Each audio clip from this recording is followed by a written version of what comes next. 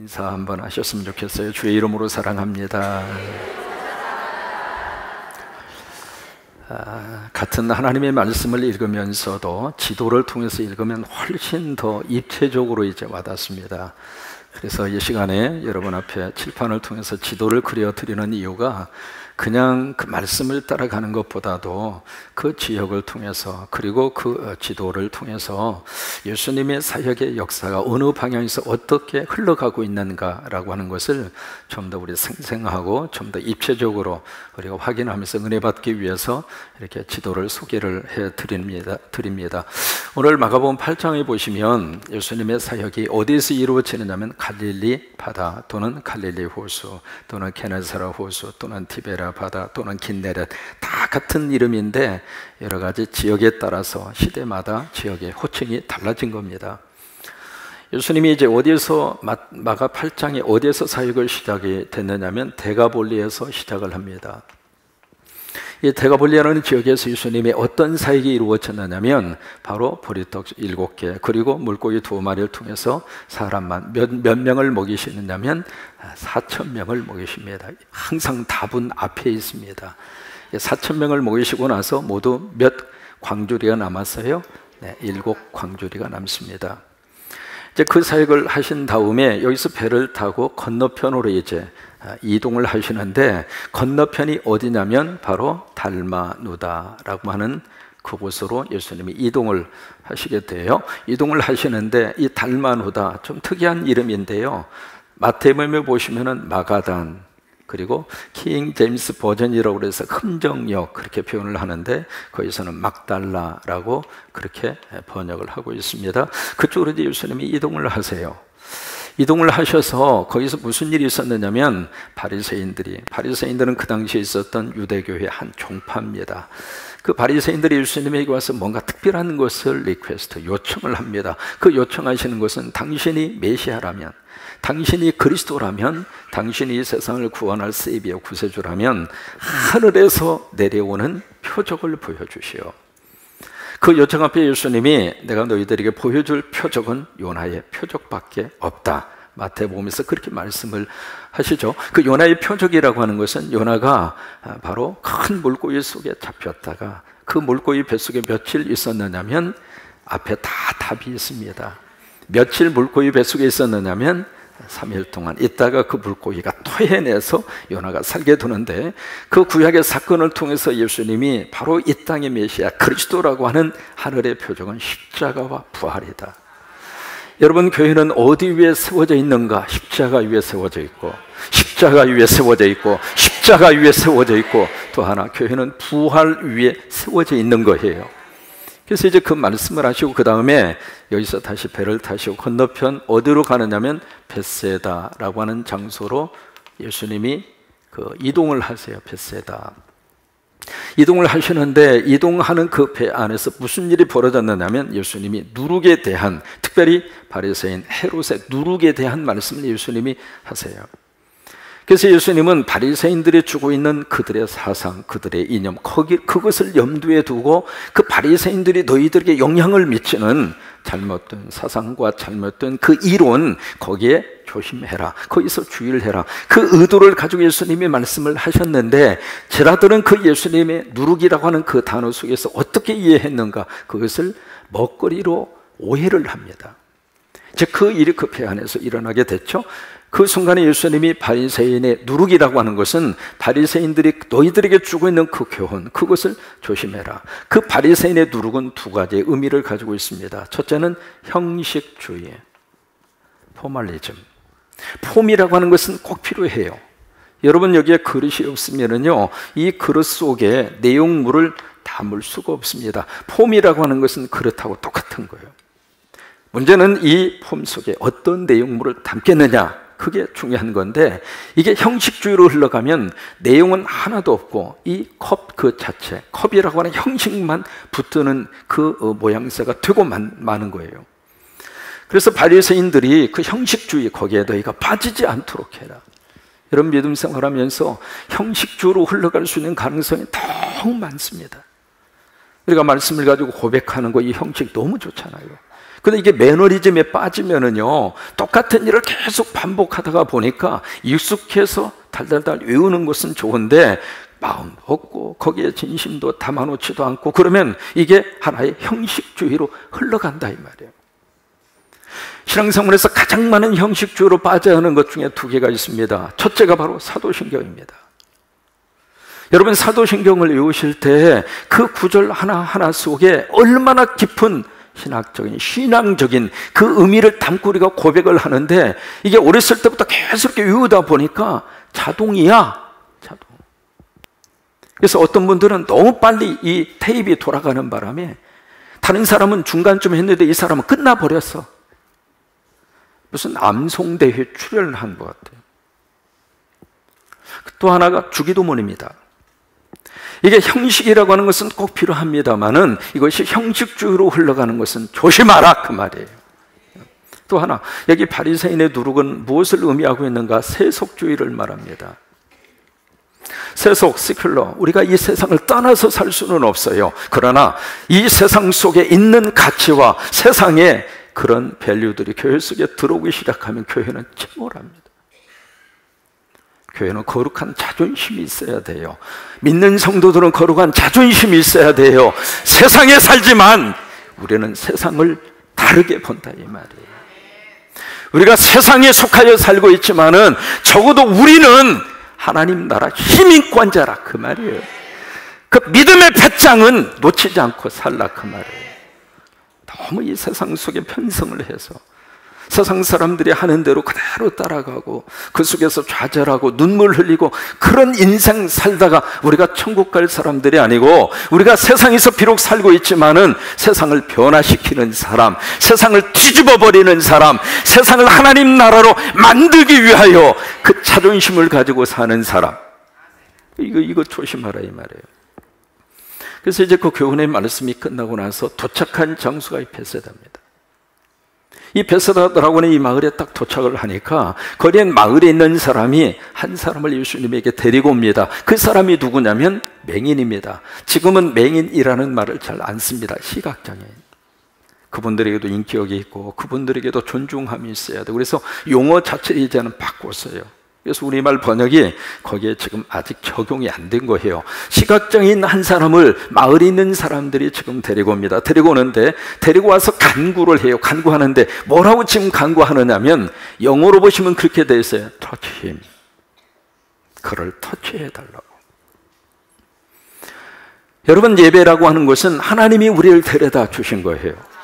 내가 선택해서 온 것 같지만은 오늘 처음으로 오신 두 분도 마찬가지고 하나님이 우리를 여기다 데려다 주신 거예요. 어머님이 10년 전 천국 가시고, 어머님이 섬기던 이 교회 우리 자녀들, 멀리 천주에서부터 오신 귀한 우리 권사님의 자녀들도 마찬가지입니다. 하나님이 데려다 주신 거예요. 왜 하나님이 여기에 데려다 주셨는가? 터치요. 터치 받으라고. 그래서 예배는 무엇이냐면 하나님의 터치를 받는 시간이 예배입니다. 이 시간에 하나님이 여러분 모두를 다 터치해 주시기를 주의 이름으로 축원합니다. 왜? 우리 가운데 성령님이 함께 하세요. 우리만 앉아서 예배 드리고 있는 것이 아니라 여러분 바로 옆에 성령님이 함께 하셔서 같이 하나님 앞에 우리 영과 더불어서 하나님 앞에 예배를 올리고 있는 거예요. 성령님이 오셔서 우리에게 이 말씀과 예배를 통해서 우리를 터치하는 거예요. 성령님이 우리의 몸을 터치하시면 우리가 건강해져요. 이 시간 여러분의 지친 몸을 성령님이 다 만져주셔서 치료받기를 주의 이름으로 축원합니다. 그러니까 우리를 터치해 주시는 거예요. 성령님은 우리의 생각을 터치해 주시기를 바라요.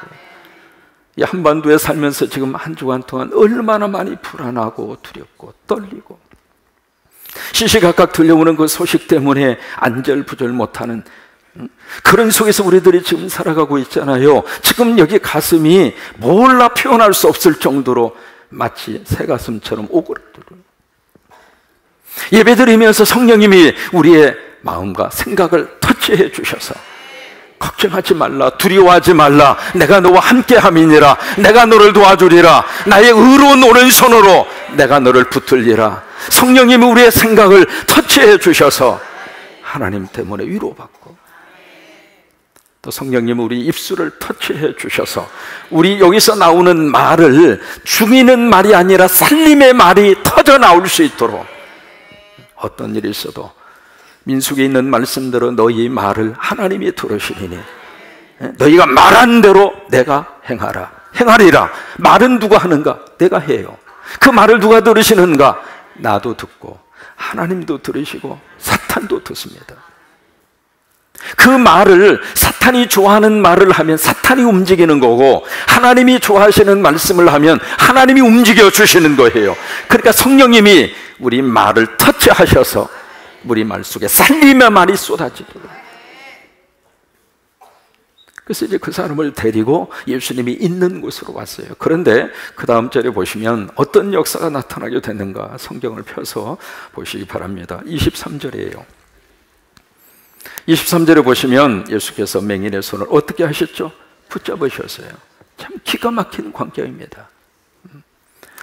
사람들이 그의 손을 잡고 데리고 와서 예수님 터치해 주세요, 만져주세요. 그러니까 그 손을 이제 누가 잡아주시는가? 예수님이 잡아주시는 거예요. 참 하나님의 귀한 은혜의 모습입니다. 그러니까 하나님의 전에 나오니까, 예배당에 나오니까 예수님이 우리 손 잡아주신다, 그 말이에요. 우리 속에 말이죠, 예수님이 우리의 손을 잡아주시면 우리가 다시 한번 힘을 낼 수 있어요. 다시 한번 위로함을 받을 수 있어요. 그러니까 그 믿음의 고백을 가지고 부르는 보험성가, 주님이여 이 손을 꼭 잡고. 목사가 손 들면 같이 좀 들어줘요. 왜 나만 들으라고 그래요? 설교도 은혜 있게 들으려면 눈치가 좀 있어야지. 주님이여 이 손을 꼭 잡고 가소서. 약하고 피곤한 이 몸을 아멘 아멘 폭풍 흑암속 빛이사 빛으로 손잡고 날 인도하소서. 두 손 들고 2절 인생이 힘들고 고난이 겹칠 때 주님여 날 도와주소서.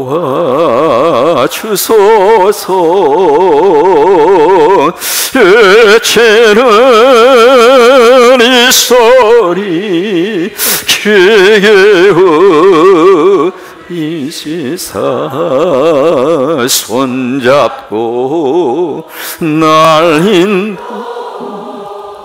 인도하소서. 아멘.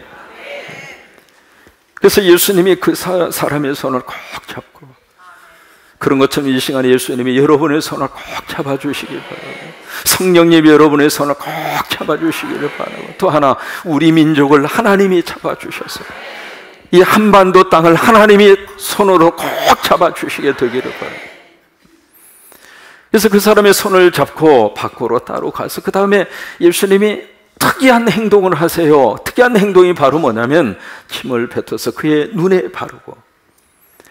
여러분, 이 말씀을 좀 이해를 하셔야 될 필요가 있어요. 예수님이 침을 해서 그 사람의 눈에 탁 하고 뱉은 것이 아니라 예수님이 침을 손에다가 뱉으시고 이 손에 뱉은 침을 손으로 발라서 그 사람의 눈에다가 이렇게 발라준 거예요. 이것이 바로 뭐냐면 그 당시에 있었던 유대인들의 민간치료 요법이에요. 혹시 어린 시절 기억나십니까? 배가 막 아파요. 시골에 무슨 약이 있습니까? 그래 엄마가 오셔가지고 배를 꼭 그때는 꼭 배꼽을 내놨어요. 꼭 배꼽을 내놓고 배 위에다가 침을 바르면서 꼭 하시는 말씀이 있습니다. 시작. 내 손은 약손, 내 손은 약손. 그런데 참 신기하게도 나섰어요. 물론 안 났을 때도 있었지만. 그런 것처럼 우리 사회 속에 그런 민간요법이 있었던 것처럼 유대인 사회에서도 그런 민간요법이 있어서요, 그것을 주님이 지금 행하시는 거예요. 이게 바로 뭐냐면 우리가 문제가 있고 어떤 병에 대해서 그러면 치료를 받아야 할 그런 질병에 들었으면은 병원이나 약국이나 의사나 그 다음에 의료 혜택을 받으라 그 말이에요. 그 다음에 그렇게 하시고 나서 그 다음에 끝난 것이 아니라 그 다음에 뭘 했느냐면 안수하셨어요. 이 두 가지 것이 항상 필요합니다. 병원으로 가는 사람 보면서 아이 믿음 없어, 아이 믿음 없으니까 그냥 금식하고 철회하고 죽으면 죽으리이다, 그리고 엎드려서 치료의 은혜를 받아야지, 어떻게 병원으로 가느냐고 김밥 옆구리 터지는 소리 하지 마세요. 예수님도 민간요법을 쓰셨잖아요. 그러니까 병원에 가는 거 믿음 없는 행동이 아니라 그 말이에요. 또 하나, 그것으로 끝나지 말고 꼭 기도하시라 그 말이에요. 그러니까 기도하는 사람 보면서 아, 신비주의네, 아유 뭐 그렇게 지금도 예수님이 치료하신다는 것을 믿는 그런 초등학교 신앙을 가지고 있는 그런 식으로 매도하지 말라 그 말이에요. 이 두 가지의 것은 항상 필요해요. 그러면서 그 다음에 23절을 보시면 예수님이 던지는 질문이 있습니다. 뭐라고 질문을 하시는가? 23절에 보시면 그에게 안수하시고 그 다음에 물으세요. 뭐라고 물으셔요? 무엇이 보이느냐? 이 질문 속에 예수님의 깊은 어떤 영성 메시지가 그 속에 담겨져 있습니다. 첫째로 보이느냐 이 말이에요. 영어로 말하면 to see, 뭐 보느냐 그 말이에요. 여러분, 지금 내가 눈을 떠서 지금 뭔가 볼 수 있다고 하는 것은 하나님의 은혜입니다. 지금 보고 싶어도 시각장애인들은 안 보입니다. 컴컴한 세상밖에 안 보여요. 볼 수 있는 것이 얼마나 애절하고 볼 수 있는 행복함이 얼마나 큰가, 그것을 감동으로 우리에게 책으로 남긴 사람이 헬렌 켈러입니다. 삼중구에 시달리고 있었잖아요. 안 보였고 안 들리고 그리고 말도 못했고, 이분이 사흘만 볼 수 있다면 이라고 하는 책을 써요. 3 days to see. 내가 사흘만 볼 수 있다. 내가 3주를 보고 싶은 것도 아니고 석 달 보고 싶은 것도 아니고 3년 보고 싶은 것도 아니고 며칠? 딱 3일. 그러면서 헬렌 켈러가 거기에다 기가 막힌 이야기를 씁니다. 내가 눈을 떠서 3일만 내 시력으로 이 세상을 볼 수 있다면 내가 가장 먼저 보고 싶은 사람은 내 사랑하는 스승 설리반 선생님의 얼굴을 보고 싶다. 그리고 내 사랑하는 친구들의 얼굴을 보고 싶고, 또 하나, 하나님이 창조하신 이 산천초모 그 아름다운 이 세상을 내가 내 눈으로 보고 싶고, 그리고 그 다음날 나는 뉴욕의 맨하탄 거리에 나가서 길거리에 활보하고 있는 사람들을 내 눈으로 보고 싶고, 그리고 박물관에 가서 박물관에 전시된 것을 내가 보고 싶고, 그리고 극장에 가서, 왜? 극장에 가야 상영이를 만나니까 극장에 가서 내가 영화 한 편을 보고, 그리고 그 다음에 뭐라고 이야기하는 줄 알아요? 그리고 나서 내가 다시 눈을 볼 수 없다 하더라도 3일 동안 내가 보게 해주신 하나님 앞에 나는 감사하겠다. 볼 수 있다는 자체가 얼마나 큰 은혜이고 축복입니다. 2006년 조선일보 연말에 거기에 무슨 제목의 기사가 있느냐면 17년 만에 눈을 뜨고 본 사람의 감격. 거창한 사람 이야기가 아닙니다. 저라는 분도 담양에 농사를 짓는 농사꾼 아들인데 7살 때 이게 다쳐가지고 눈을 다쳤어요. 그래서 그냥 고쳐보려고 무진열을 쓰다가 7년 14살 때 눈이 완전히 실명이 되고 말아요. 그때부터 이제 암흑천지로 살아간 거예요. 그러면서 17년의 세월을 살았는데, 아니 27년의 세월을 살았는데, 그동안에 이제 결혼도 하고 아이도 낳고, 그러다가 어느 한 기관에서 이 사람의 딱한 사정을 알고 각막 이식 수술을 해준 거예요. 그 수술을 통해서 시력을 회복하게 된 거예요. 그래서 이제 붕대로 감고 있다가 붕대를 풀잖아요. 딱 푸는데 가장 앞에 자기 부인이 어른거리는 거예요. 그러면서 하는 말이, 제가 당신 안사람입니다. 그러니까 이 사람이 벌떡 딱 일어나서 하는 말이, 말씀 많이 들었습니다. 근데 그 다음에 하는 말이, 그런데 처음 뵙겠습니다. 그래서 자기 부인을 보는데 부인이 그렇게 예쁠 수가 없었대. 이렇게 길게 이야기하는지 스스로 해석하십시오. To see, 보고 있느냐. 그러면 두 번째입니다. 보는데 그 다음에 중요한 예수님의 포인트가 있습니다. 뭐냐면 무엇을 보느냐. 영어로는 anything이라고 하는 말을 썼습니다. 무엇을 보느냐. 이 이야기는 다른 말로 말하면 what? 어떻게 보고 있느냐 이 말이에요. 왜요? 사람은 보긴 보는데 그냥 보지 않습니다. 사물을 있는 모습 그대로 보는 게 아니에요. 사람은 내 마음속에 있는 대로 보고 있는 대로 들어요. 어쩔 수 없어요. 그래서 다 머리를 깎고 연병장이 모여져 있는 수백 명의 그 또래의 연병장이 이렇게 모여 있으면 그 중에서 참 묘하게 부모 눈에는 누구만 보입니까? 참 묘해요. 왜? 마음이 있으니까. 저도 말이죠, 연합집회를 하거나 이렇게 딱 해서 교인들이 좀 많이 이렇게 모이시잖아요. 그러면 딱 쳐다봐요. 누구만 보일까요? 그게 누구만 보일까요? 어쩔 수 없어요. 사람은 마음에 있는 대로 보이고 마음에 있는 대로 들리게 되어져 있거든요. 그래서 그 마음에 있는 것을 뭐라고 이야기하는가? 창이라고 그래요. 창, 마음의 창이라. 마음의 창, 영어로 window of heart. 마음의 창이라, 윈도라 그랬어요. 이 마음의 창을 심리학에서는 뭐라고 이야기하느냐면 프레임이라고 그래요. 프레임, 틀이라고 하는 뜻이에요. 틀. 그 틀에 의해서 보이고 틀에 의해서 그렇게 딱 보이는 거예요. 큰 이 거대한 사물이 있습니다만은 그 사물을 바라볼 때도 내가 어떤 프레임으로 보느냐, 그대로만 보이는 거예요. 예를 들면 내가 이 마음의 창 프레임이 네모진 프레임을 가지고 있으면 이렇게만 보이는 거예요. 이것이 찌그러져 있으면 이렇게 보이는 거예요. 그 사물 자체가 네모진 것이 아니라 내가 지금 가지고 있는 프레임이 네모진 거예요. 그러니까 그렇게 보이는 거예요. 이 예수님의 질문은 지금 어떤 프레임을 가지고 사느냐 그 말이에요. 이 질문 앞에 이 사람이 이제 대답을 합니다. 뭐라고 대답을 하는가 한번 보세요. 지금 어떻게 보이는가. 여기 24절입니다. 쳐다보면 이르되 사람들이 보이나이다. 눈을 뜬 거예요. 보게 된 거예요. 그런데 나무 같은 것들이 걸어가는 것을 보나이다. 그래서 to see 지금 보게 됐어요. 근데 어떻게 지금 무엇을 어떻게 보고 있느냐 보세요. 사람이 보였어. 사람이 보이다가 그 다음에는 지금 뭘로 보인 거예요? 나무로 보인 거예요.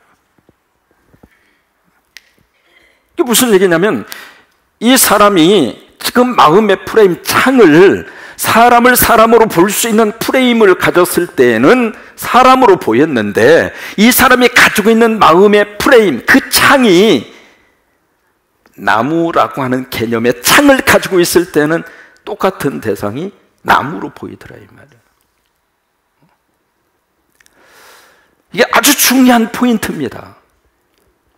이것을 에릭 프롬이라고 하는 미국의 사회심리학자가 있습니다. 그 사람이 무슨 책을 썼느냐면 소유냐 존재냐라고 하는 책을 써요. To have or to be 라고 하는 그 책을 썼는데 에릭 프롬이 그 책을 썼을 때 무슨 현상이 나타나느냐면 산업화를 통해서 막 물질이 막 일어나기 시작해요. 잘 먹고 잘 살게 됐다 그 말이에요. 그러면서부터 어떤 폐단이 나타나게 됐느냐면 모든 삶에 대한 기준과 가치가 물질주의로 바뀌어져 버린 거예요. 다시 말해서 소유지향적으로 바뀌어지더라고 말이에요.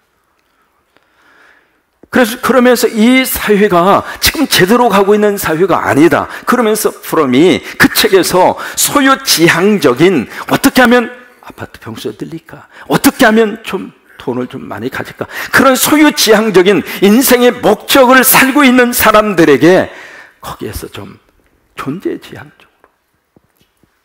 그래서 그 책을 쓸 거예요.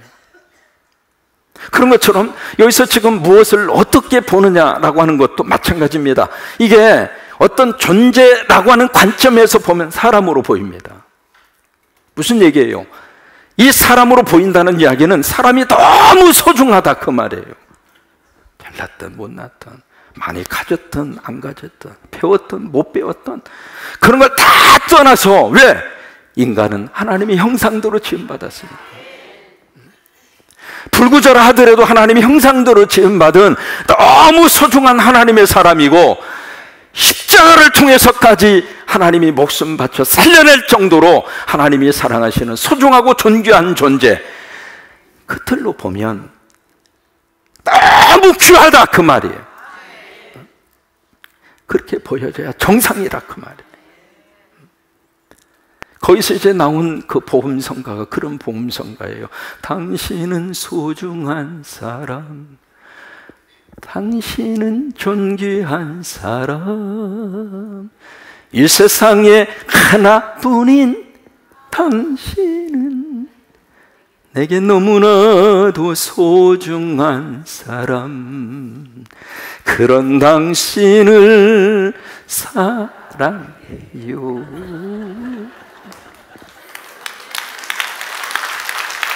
그런 당신을 축복해요. 사랑받기에 합당한 당신을 주의 이름으로 사랑, 사랑, 사랑, 사랑, 사랑, 사랑, 사랑합니다.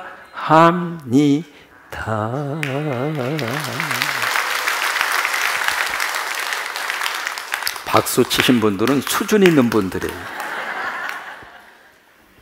뭐냐면 사람으로 보인 거예요. 그러니까 너무 소중한 거예요. 그 사람의 겉모습만 보면서 한국 사회 속에 묘한 게 지금 들어와 있잖아요. 좋은 차 타면 사람도 좋아 보이고.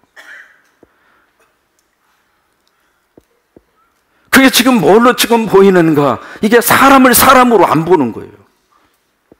근데 이게 어디서부터 출발을 해야 하느냐면 내가 나를 보는 것으로부터 이렇게 달라져야 돼요.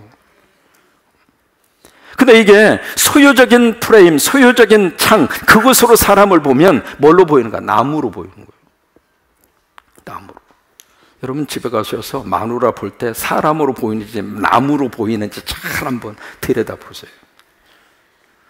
이게 나무로 보이시다 가면은 집에 도라무통이 굴러다니는 거예요.